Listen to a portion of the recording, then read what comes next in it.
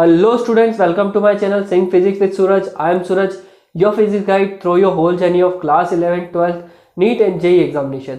सो आज की वीडियो में हम बात करेंगे motion of bodies in contact और इंक्लाइन प्लेन के बारे में. ठीक है, और इनके फ्री बॉडी डायग्राम्स बना के इनके लिए हम इक्वेशंस बनाएंगे with the help of that free body diagrams. और बस यही इस वीडियो का मेन मोटो है. तो चलिए वीडियो को स्टार्ट करते हैं बिना किसी डिले के. ठीक है, तो acceleration of a block on a smooth incline plane सबसे पहला टॉपिक आ रहा है अपने पास में. ठीक है, मेरे पास में एक स्मूथ सा स्लोप है, ये रखा हुआ है. ठीक है, इस स्लोप के ऊपर एक ब्लॉक m रखा हुआ है जिसका मास m दे रखा है, और इसके ऊपर लगने वाला नॉर्मल फोर्स का डायरेक्शन सरफेस से इस एंगल पे है, क्योंकि तुम लोग जानते हो कि normal is always perpendicular to the surface. अगर सरफेस ऐसी है तो ये ऐसा रहेगा, लेकिन सरफेस अगर टिल्ट हो जाती है तो नॉर्मल भी टिल्ट हो जाएगा. सरफेस परपेंडिकुलर हो गई थी, ये भी हो जाएगा, तो एंगल इसका वेरी करता है with the help of surface. तो यहाँ पे इसका नॉर्मल ऊपर की तरफ इस डायरेक्शन में जा रहा है. अब ये ऊपर इंक्लाइन पे रखा है तो ग्रेविटी की वजह से नीचे आएगा. सॉरी, ग्रेविटी की वजह से अब ये नीचे आएगा. इस पे फोर्स लगा के हम इसको नीचे पुल कर रहे हैं. ठीक है, और एक्सेलरेशन हो रहा है ए, स्मॉल है. इस स्लोप का एंगल कितना है, थीटा. ठीक है, तो ये डायग्राम का पूरा कच्चा चीटा था जो मैंने तुम्हें बता दिया. क्या है, एक स्लोप है, थीटा एंगल बना रखा है, उसके ऊपर m मास का ब्लॉक है, नॉर्मल n बन रहा है, वेट उसके ऊपर लगने वाला वेट कितना है, mg. राइट, mg वेट लग रहा है और ये f है. अब हमारे पास में आता है mg के लिए कंपोनेंट बनाना. तो mg को सबसे पहले ट्रैप कर लो 90 डिग्री के बीच में. कंपोनेंट बनाना बहुत ही सिंपल होता है, ये 90 डिग्री के बीच में ट्रैप हो गया.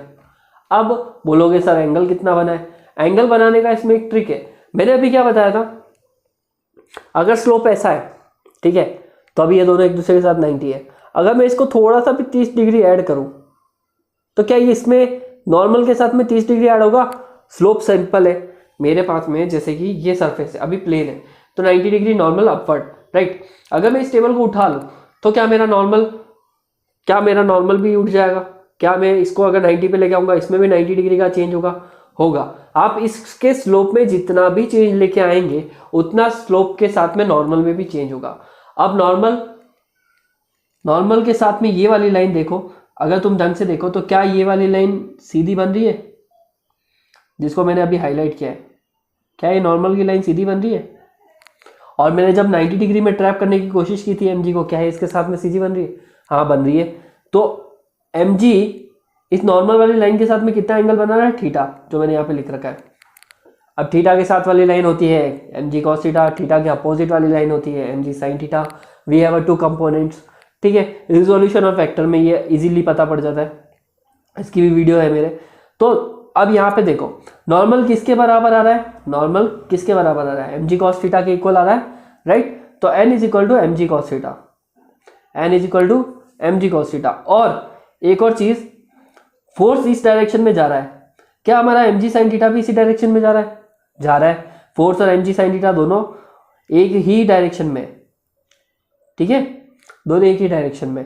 तो यहां से हम इक्वेशंस बना सकते हैं. Normal is equal to mg sin theta, क्योंकि दोनों एक ही डायरेक्शन में, एक दूसरे के अपोजिट भी है. और मैग्नीट्यूड ले लो तो वहां पे कोई नेगेटिव साइन भी नहीं आएगा. सेकेंड, f और mg sin थीटा बराबर है. ठीक है, क्योंकि दोनों सेम डायरेक्शन में. But you know that f की वैल्यू क्या होती है, m में डाल दो. अब m से m कैंसल आउट, तो a is equal to g sin theta हमारे पास में आया है. तो इंक्लाइन प्लेन के लिए एक्सेलरेशन निकालना बहुत ही सिंपल है. ग्रेविटेशन एक्सेलरेशन को मल्टीप्लाई कर लो, सीधा आपके साथ में कितना एंगल बन रहा है स्लोप का. ठीक है, और स्लोप का एंगल साइन के रेशियो में निकालना है हमें. तो ये इस तरह से हम क्या निकाल सकते हैं, फोर्स निकाल सकते हैं. Force is equal to mg sin theta. Now अब जो मैंने बात करी थी motion of a bodies in a contact, ठीक है, इसका डायग्राम देख लेते हैं. तो कांटेक्ट में है, और तुम जानते हो जहां जहां कांटेक्ट की बात आती है वहां नॉर्मल की बात तो आती ही है. फ्री बॉडी डायग्राम बनाने हैं अभी हमें इसके लिए. तो पहला जो सिस्टम आ रहा है, two body system, first system. ठीक है, first system is two body system. F is equal to m1 m2 a.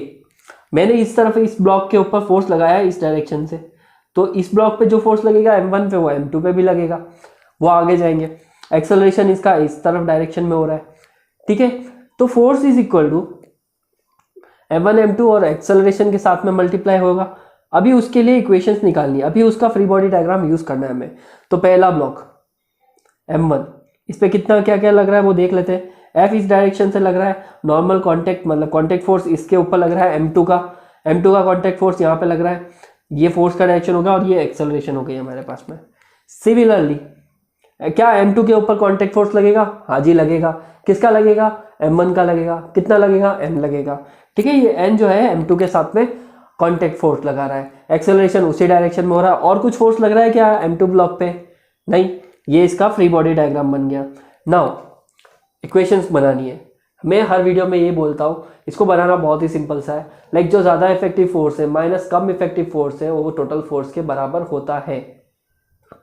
अब यहाँ पे ज़्यादा इफेक्टिव है फोर्स, कम इफेक्टिव है कॉन्टेक्ट फोर्स, वो हमेशा किसके बराबर होगा? इक्वल। तो ये हो गया force minus newton is equal to M1A, equation number 1।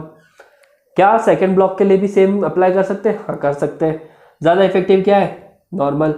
Come effective क्या है? कुछ नहीं, दे ही नहीं रखा है, equal to total force M2A। ठीक है, N is equal to M2A, equation number 2 हो गई। इक्वेशन नंबर 1 और 2 को ऐड कर लेते हैं, सिंपल सा है।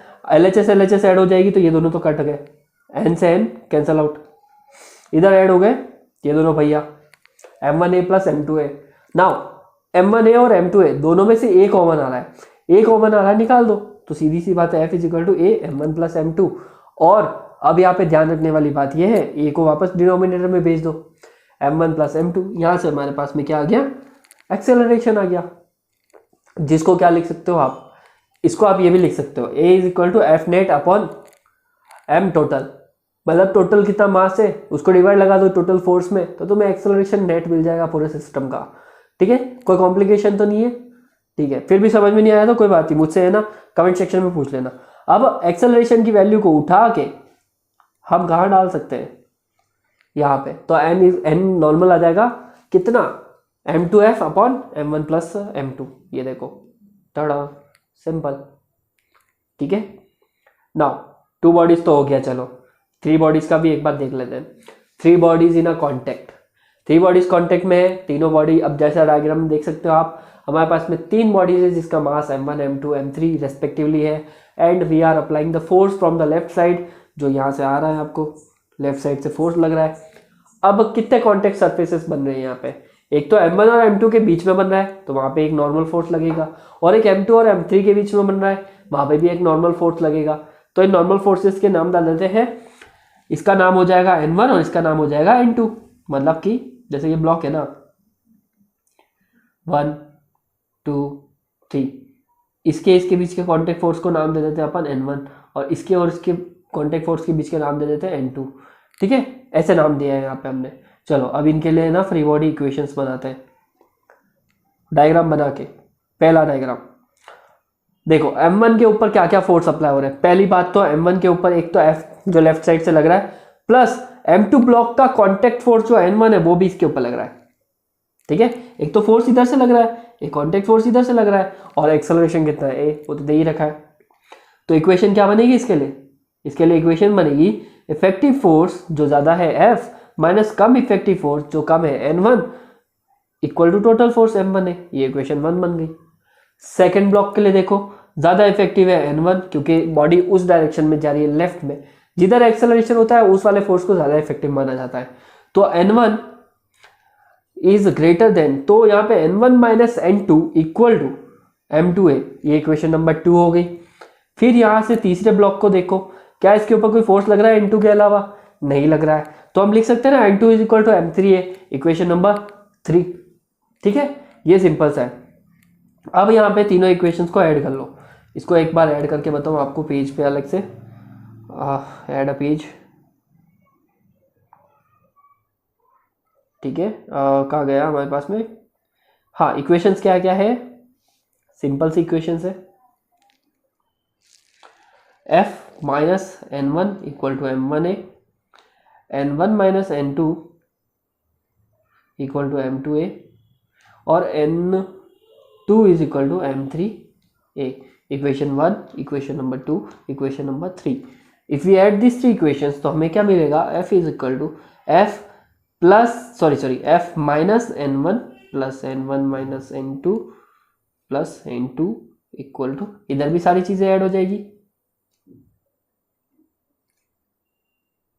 ठीक है, इस तरह से ऐड कर लिया ना। इसको इसको ये देखो पॉजिटिव, ये नेगेटिव, ये पॉजिटिव, ये नेगेटिव और ये पॉजिटिव कट हो गया, तो F will get M1 A, M2 A, M3 A, इन तीनों में से M1 M2 और M3 ऐसा ही रहेगा, ए सब में आ रहा है तो कॉमन निकल जाएगा, तो एक्सेलरेशन क्या हो जाएगा F/M1 plus M2 plus M3। तो हमारा एक्सेलरेशन आ गया है यहाँ से F1 ये सब कुछ, और इसको अगर प्रॉपरली लिखना तो सीधा लिख सकते हो, A is equal to F net upon M total, जितना भी टोटल बन रहा है मेरे पास में, ठीक है।